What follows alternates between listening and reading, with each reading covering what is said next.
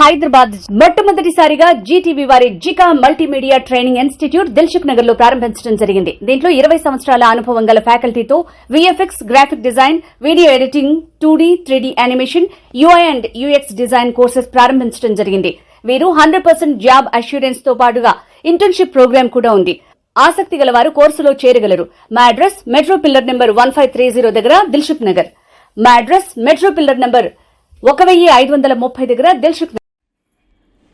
నంద్యాల పట్టణంలోని పార్క్ రోడ్లోని శ్రీ నిమిషాంబదేవి అమ్మవారి ఆలయంలో దసరా శరన్నవరాత్రి ఉత్సవాలు వైభవంగా జరుగుతున్నాయి. సోమవారం అమ్మవారు సరస్వతీదేవి అలంకరణలో భక్తులకు దర్శనమిచ్చారు.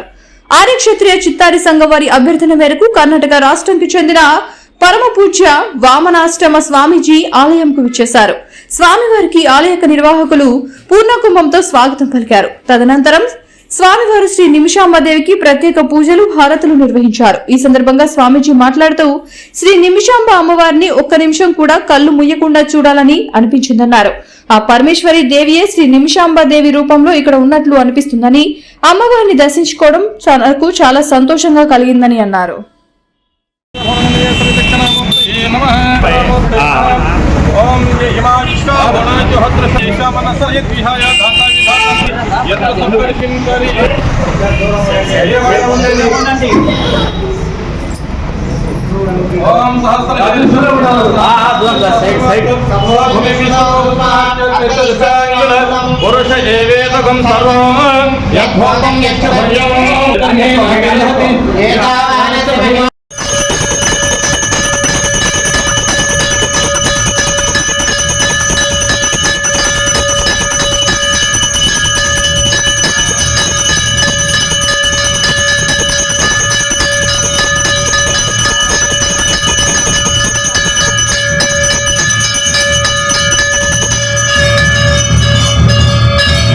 అనిపించింది మీరు అడిగారు.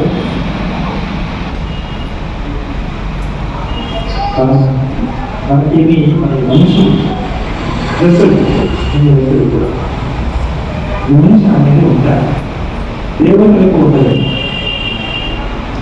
దేవతని ఎట్లా గుర్తించాలంటే ప్రసిద్ధిగా 3 లక్షణాలు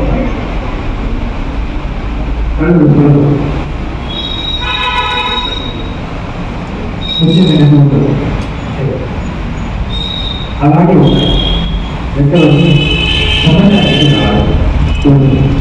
అలాంటి పాదాలు కూడా భూమికి తగ్గుతాయి.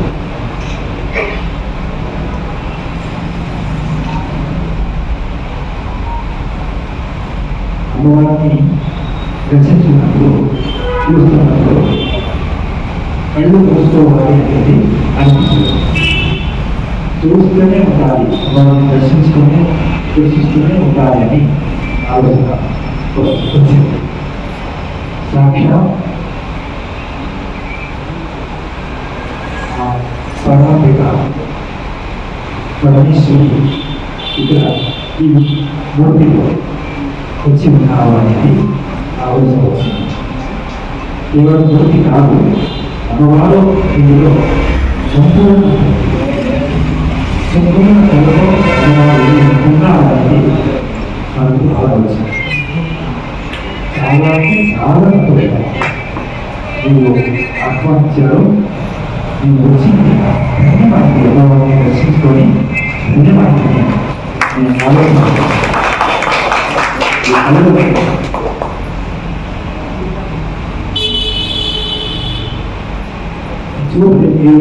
ఇవన్నీ ధన్యవాదాలు ఆలోచన వచ్చింది.